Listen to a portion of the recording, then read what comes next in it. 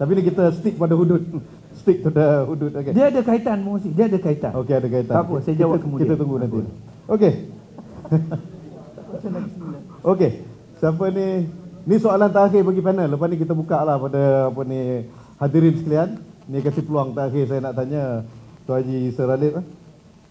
Saya teringat kajian apa nama Merdeka Center kan, yang anak muda 1000 lebih tu dia dapati 75% favor untuk hudud dilaksanakan kat Malaysia.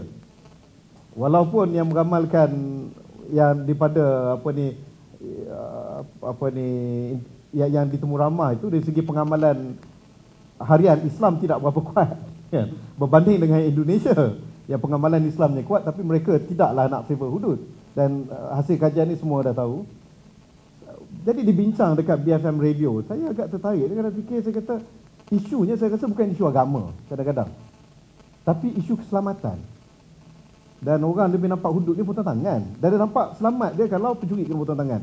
Tak ada kena ragut, tak ada kena rompak dan sebagainya.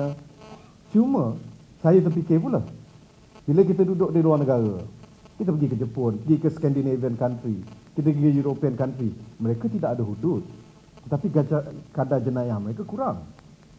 Malah kalau di Switzerland tu memang kadar jenayah nak bandingkan Malaysia langit dan bumi, kan? Tak perlu ada ni. Dan bila kita lihat pada sistem politik mereka, saya suka ikut waktu saya kat UK tu, bajet yang diutarakan ataupun manifesto setiap parti seringkali diberikan penekanan kepada security dan safety, iaitu seringkali dibincangkan untuk tambahkan CCTV dekat kawasan perumahan, dekat kawasan awam. Seringkali dibincangkan tentang nak tambahkan anggota polis yang meronda. Bukan hanya sekadar anggota polis yang kawal orang politik saja ataupun pergi kejar orang buat demonstrasi, tapi lebih penting pegawai polis yang meronda. Dan saya ingat waktu saya di Durham dulu, di kampung orang putih, ada isu dengan budak-budak muda. Tak ada pukul, tak ada apa. Isu dia selalu kita verbal abuse saja. Kita report, selepas report tu setiap pagi dan petang anggota polis. Dan benda ni diperbincangkan dalam belanjawan mereka sentiasa. Bagi tambah kepada anggota polis, bukan one shot sebab nak pilihan raya, belanjawannya. Tetapi dia bagi tambahkan kepada anggota polis, bukan sebagai gula-gula atau masagati, tetapi untuk pertingkatkan servis mereka supaya terjamin. Okey. Jadi isunya saya lihat kat sini, apakah hudud ni berkaitan dengan isu keselamatan ke? Ataupun lebih kepada ada unsur lain kat situ? Ya. Sebab kalau keselamatan, ada unsur-unsur lain. Mereka tak ada hudud, tetapi kadar jenayahnya kurang. Kita kadar jenayah tinggi, kita nakkan hudud. Hudud ke ataupun ada benda lain kat situ? Silakan. Terima kasih. Tuan-tuan dan puan, sebelum saya nak pergi pada isu security, isu kenapa perlunya CCTV dan sebagainya, saya nak respon sikit apa Prof sebut tadi tentang akta tadi ya. Sebab sekarang ni bila kita nak bicarakan tentang pelaksanaan hudud, yang saya katakan di awal tadi, iaitu hanya perlu kepada pilihan akta. Ya, Akta Mahkamah Syariah Bidang Kuasa Jinas 1988. Pilihan tak ada akta, sebab tu kita tak nak mudahkan, jangan susahkan benda yang mudah. Iaitu pilihan akta hanya perlu kepada simple majority. Okey, yang disebutkan oleh Prof tadi ya, tentang keistimewaan Raja-Raja Melayu, kita Islam, tentang Bumi Putera, itu memang perlu 2/3. Jadi dalam pilihan akta very simple majority tidak boleh. Yang kedua tentang isu orang bukan Islam, bolehkah dia menjadi syahadah, saksi dalam hudud? Sebab kita tahu pembuktian dalam hudud adalah sangat ketat. Idra'u hudud bi syubhah. Ada syubhahnya tolak. Di situ dalam jenayah syariah kita, dia ada hudud, dia ada qisas, dia ada ta'zir.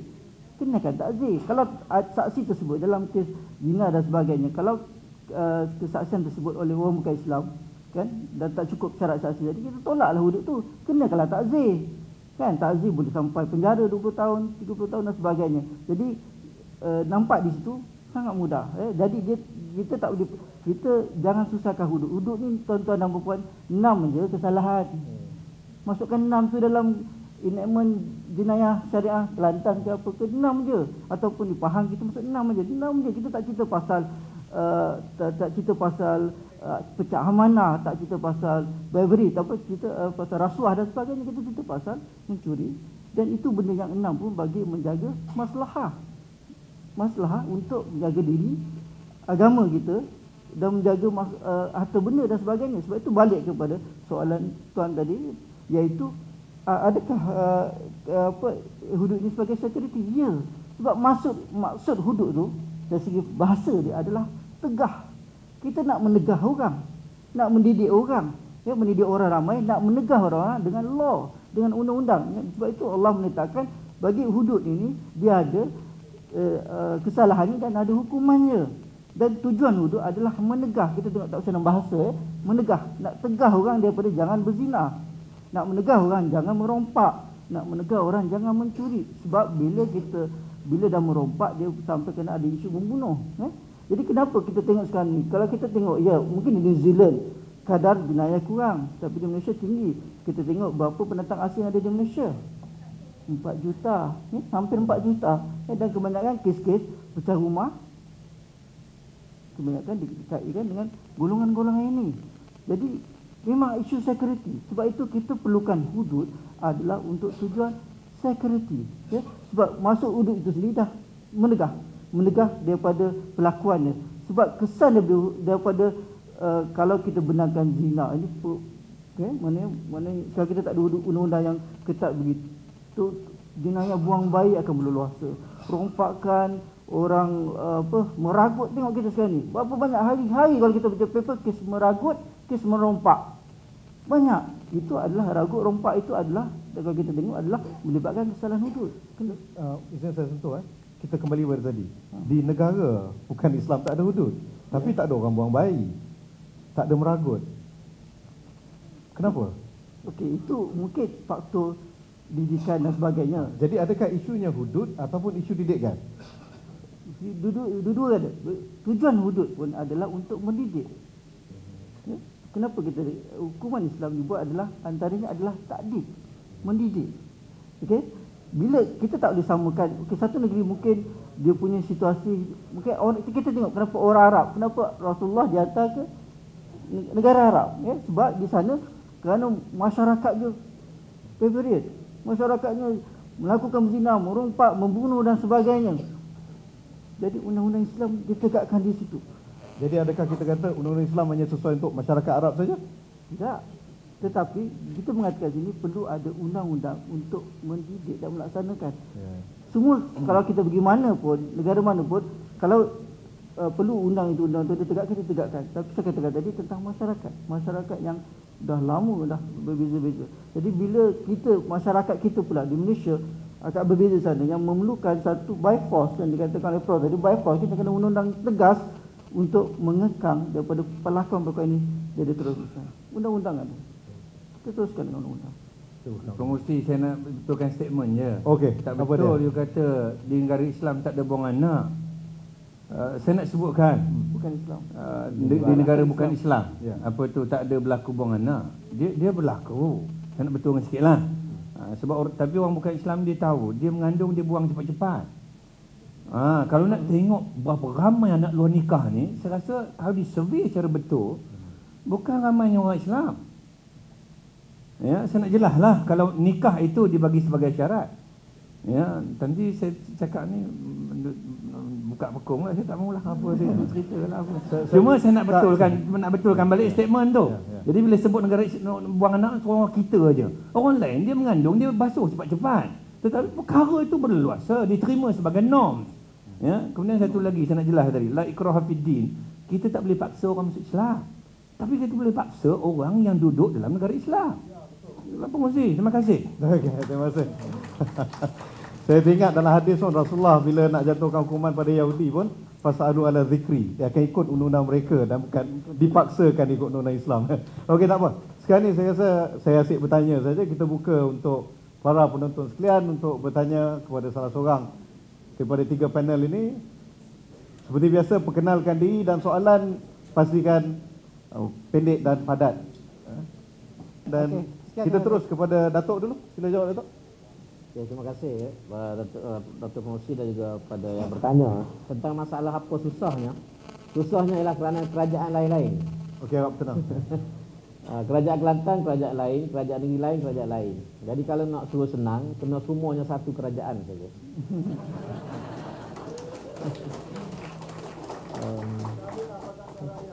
Kemudian yang kedua tentang halangan utama pada pandangan saya, masalah besar yang kita hadapi ialah kejahilan. Ramai di kalangan masyarakat kita ni, termasuklah pemimpin dan orang biasa ni, tidak memahami dengan baik. Pertama, mereka tidak faham apakah tanggungjawab kita sebagai orang Islam. Lebih lagi bila kita diberikan kuasa oleh Allah Subhanahu Wa Taala. Yang kedua ialah mereka tidak memahami tentang hukum itu sendiri. Seperti saya kata tadi daripada awal, bila kita sebut hudud, orang nampak ialah potong tangan, orang nampak rejam. Tetapi orang tidak melihat daripada tujuan, falsafah seperti mana disebut oleh Presiden Peguam Syar'i tadi, iaitulah untuk menyekat. Dalam kitab disebut Az-Zajar wa Ta'dib, mencegah dan juga untuk mendidik. Seperti mana kita sediakan rotan di rumah kita, kata Imam Ghazali, kalau kita ada anak, kita kena beli rotan, letak atas pintu. Kita letak rotan atas pintu tu bukan untuk memukul, tetapi untuk memberi peringatan kepada anak kita. Kalau kamu buat sesuatu benda yang tidak baik, yang bercanggah dengan agama, inilah hukuman. Itu saja. Jadi bila kita kata kita nak melaksanakan hudud, bukan hasrat kita nak potong tangan orang, tetapi untuk menakutkan orang yang jahat. Orang baik tak jadi masalah apa. Sebab tu orang yang baik dia tidak tolak hudud ni. Yang menolak ni orang yang jahat. itu masalah besar. Jadi masalah kejahilan. Sebab itu saya terima kasih banyak pada Sinar Harian. Bukan hanya kerana wacana ni, tapi kerana liputan yang dibuat dalam akhbar itu memang suatu perkara yang menarik. Kalau semua akhbar di Malaysia ni memainkan peranan yang sama, dah lama dah orang sokong hudud di Malaysia ni. Okay. Itu yang paling besar. Yang kedua ialah yang saya nak sebut yakin, halangan yang kedua adalah halangan politik. Tidak ada political will di kalangan pemimpin yang ada pada hari ini. Apa yang kita minta, kita Kelantan minta dengan pemimpin Barisan Nasional, kita tidak nak paksa mereka melaksanakan undang-undang ini di Malaysia. Tapi kalau boleh beri laluan saja pada kita. Itu saja yang kita minta mereka ini. Biar Kelantan, saya sebut tadi, menjadi makmal. Biar kita jadi makmal. Kalau kita gagal di Kelantan, maka boleh jadi alasan untuk tidak melaksanakan. Tapi kalau kita berjaya, ini akan membuka laluan dan orang akan melihat. Dan kita di Kelantan tadi banyak dah kita buka laluan. Apa yang kita buat dulu orang tolak, tapi alhamdulillah kerajaan Malaysia pun terima. Contohnya cuti 2 hari seminggu. Itu cuti bersalin 60 hari. Kita sebut 2 bulan, dia kata 60 hari, tak apalah. Sebab dia tak nak bulan, jadi kita sebut bulan sebab kita nak bulan. Lepas ni kalau kita merintah Malaysia, saya jadi Perdana Menteri, kita bagi 3 bulan pula. Cuti bersalin. Ada cita-cita juga. Kemudian rumah 3 bilik, sebagai contoh rumah 3 bilik, kita perkenalkan di Kelantan, alhamdulillah di Malaysia sudah diterima. Okay. Dan alhamdulillah soal tadi kita menyediakan asas, macam saya lupa nak sebut, doktor sebut tadi daripada awal, kita di Kelantan ni segi good governance alhamdulillah. 20 tahun ini kita merasa gembira kerana tidak ada seorang pun pimpinan politik dan esko kerajaan negeri didakwa kerana rasuah. Jadi ini satu bagi saya, sebuah kerajaan acid test kepada kerajaan ialah rasuah. Jadi kalau kerajaan itu boleh bertahan dengan tidak ada kes rasuah, maka ini satu kehebatan yang ada pada kerajaan itu. Dan alhamdulillah kita di Kelantan ni, alhamdulillah Tuhan bagi kepada kita boleh bertahan 21 tahun. Jadi saya rasa memang sesuai lah kalau kita nak laksanakan syariat Islam pun dalam konteks yang ada pada hari ini. Terima kasih. Okey, silakan Prof. Ridwan. Saya nak jawab macam ni je. Jangan kerana marahkan seekor nyamuk, kelambu dibakar. Ini politik orang Melayu. Tak mahu cakap lah ya. Kalau kita boleh tak suka dengan seseorang itu, dengan sesuatu pertubuhan itu, jangan kerana kita tak suka dengan sesuatu pertubuhan itu sehingga kita lupa tentang apa matlamat kita sebenar. Jadi saya mintalah kenapa apa tu ya. Dan saya nak sebut soal signifikan UMNO dengan PAS. Saya tidak bercakap dalam konteks Kelantan sahaja. Ya, saya bercakap dalam konteks Malaysia as a whole. You tengok apabila Lee Kuan Yew, apabila Singapura berpisah dengan Malaysia. Ya, saya rasa apa yang dibuat oleh Lee Kuan Yew dengan apa yang dibuat oleh kita lebih teruk dibuat di Singapura lagi. Bagaimana dia paksa rakyat mereka menerima undang-undang yang sedia ada?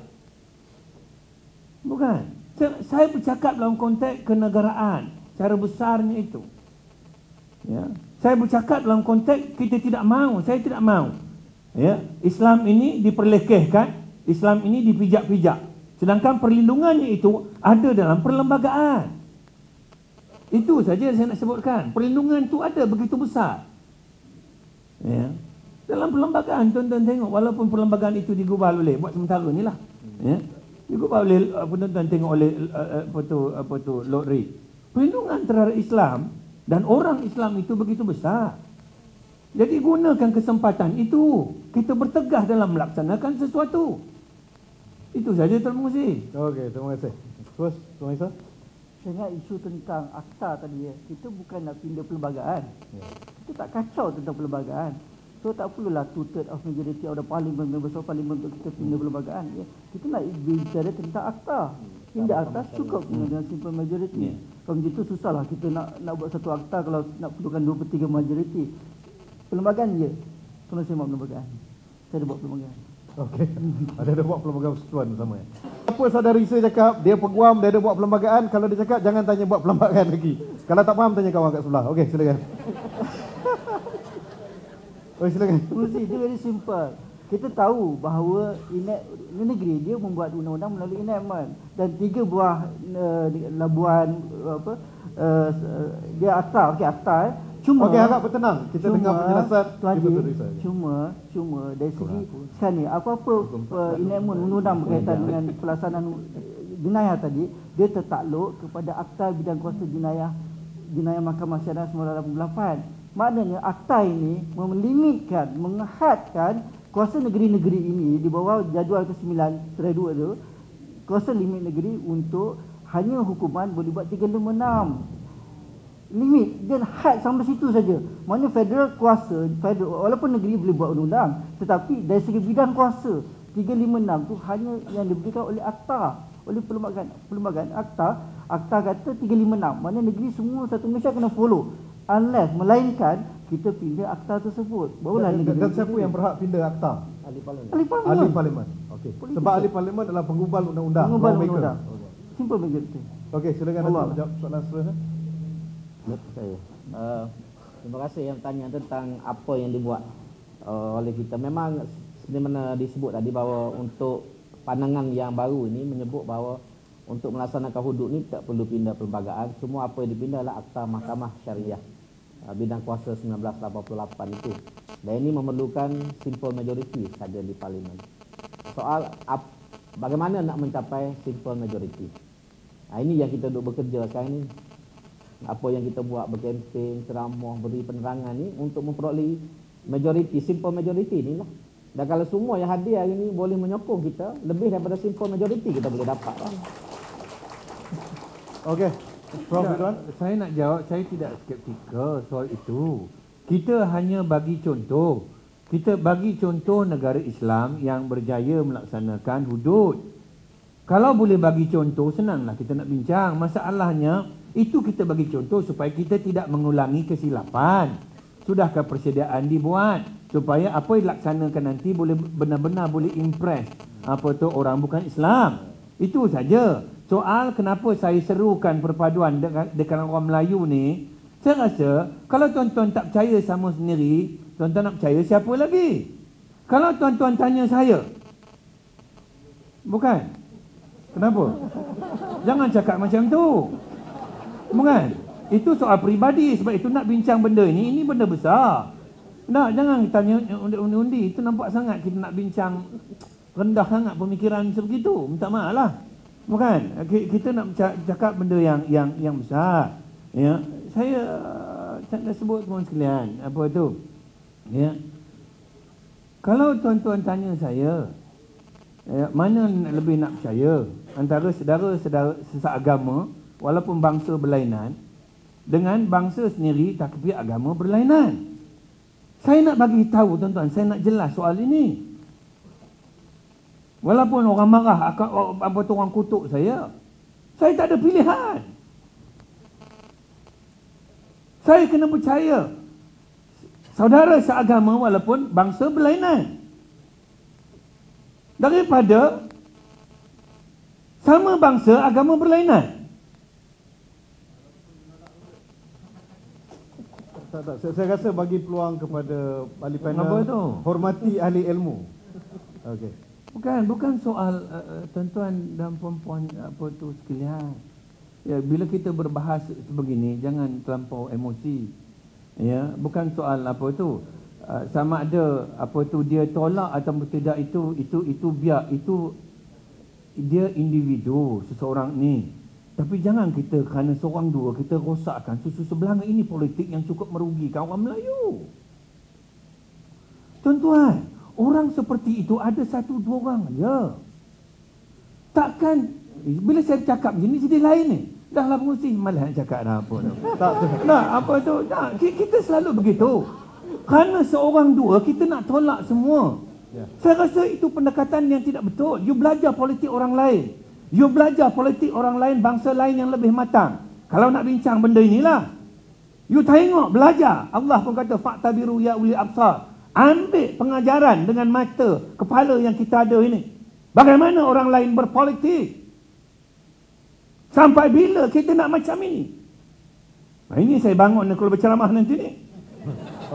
Okey Prof Ridwan, saya rasa pergi kepada jawapan apa? Soalan adik kita tadi. Adik. Saya rasa soalan adik kita tu it was directed to you. Your comment. Tak, saya setujulah tu. Saya tak ada masalah. Kalau betul, saya daripada awal sudah sebutkan, daripada artikel pun saya sebut. Hudud ini tuan-tuan sekalian, kalau kita boleh terima undang-undang buatan manusia, kenapa kita tidak boleh terima undang-undang daripada Allah Subhanahu Wa Taala? Itu saya sudah jelas menulisnya itu. Jadi pada saya sebagai seorang Islam, kita kena beriman tuan-tuan sekalian. Soal yang kita sebut contoh Pakistan, soal persiapan, persediaan supaya keadaan tidak menjadi bertambah buruk, itu saja Tuan Pengerusi. Terima kasih. Sama-sama. Saya rasa satu perkara kita kena jelas lah, ya. Takut kita ada persepsi ya. Saya katakan tadi pada awal saya agak kurang selesa dengan tiga-tiga ahli panel sebab semuanya setuju hudud. Jadi kalau tuan-tuan ada persepsi ada di antara kat sini tak setuju hudud, tak betul lah.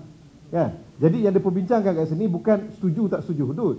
Dr. Ridwanti setuju, siapa ni Datuk setuju, saudara Isa. Kita bincangkan tentang pelaksanaan saja. Jadi jangan duk tanya dilema. Jadi bila saya lontarkan itu, saya cuba bukan mewakili lah, berfikir cara orang yang tak mahu. Jadi dia orang boleh jawab, dia orang terima benda tu. Okey, Pertama tentang program syari yang kata pergi masuk mahkamah pakai tudung, keluar mahkamah pakai tudung. Satu kena ingat tuan, program syari ini dia ada lulusan daripada syariah dan ada lulusan daripada LLB yang kadang-kadang daripada London belajar ataupun di luar. Jadi buat diploma saja kan. Jadi benda ini tentang diri sendirilah ya. Jadi bila kita tahu sebagai program syariah kita mengamalkan undang-undang syariah, mempertegakkan hukum syariah, maka dari segi aurat dan sebagainya kena jagalah. Jadi kalau tuan nampak tu tegurlah dia ya kalau ada jumpa. Okey Datuk silakan. Tentang Dr. Pengerusi ya, tentang bila kita nak laksanakan, kami tidak meletakkan time frame, tempoh masa. Hati kita tu kalau nak boleh cepatlah, macam kita kahwin kalau boleh terus nak dapat anak. Tapi kadang-kadang orang kahwin 10 tahun pun mengandung pun tidak.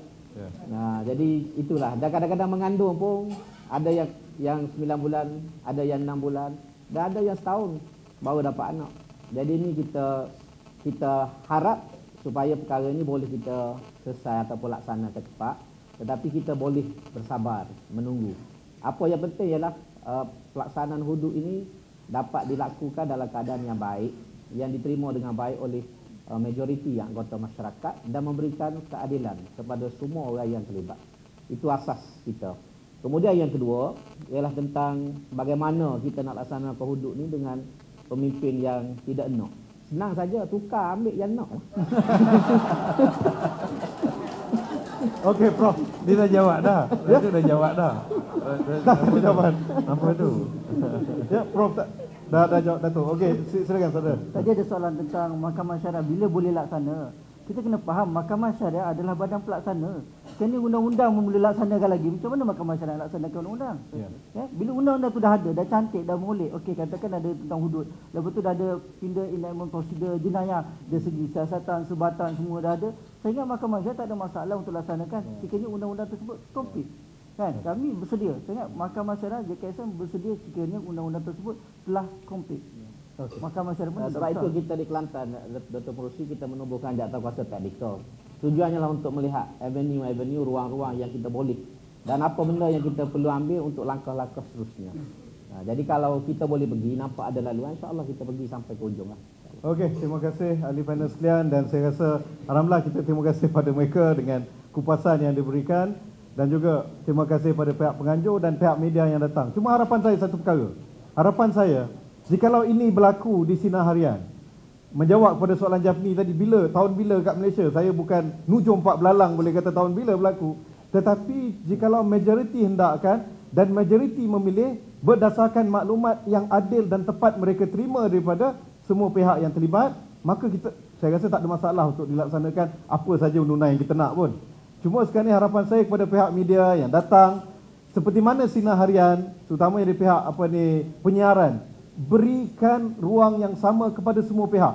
Sama ada pihak yang ingin laksanakan, pihak yang tidak mahu dilaksanakan, ataupun pihak yang menentang, supaya pertandingan idea itu ada dan semua orang berhak menerima maklumat dan membuat keputusan yang tepat, dan bukan maklumat satu hala saja. Ini harapan kita daripada pihak media, sama dalam isu hudud, isu belanjawan, isu pilihan raya dan segala hal. Dan terima kasih sekali lagi kepada para penonton sekalian. Saya tahu saya tak boleh nak puaskan hati semua, ramai yang angkat tangan, tapi kita terpaksa pilih, waktu pun begitu cemburu. Dan terima kasih pada tuan-tuan dan puan-puan sekalian yang telah menunjukkan akhlak yang amat baik dan tidak ada jerit-jerit lempar selipar semua. Dan saya rasa ini merupakan permulaan untuk kita lihat kepada masyarakat Islam yang bertamadun. Jazakumullah khairan katsira. Tepukan untuk anda sekalian. Dan saya serahkan kepada Tuan Haji Mak Yani.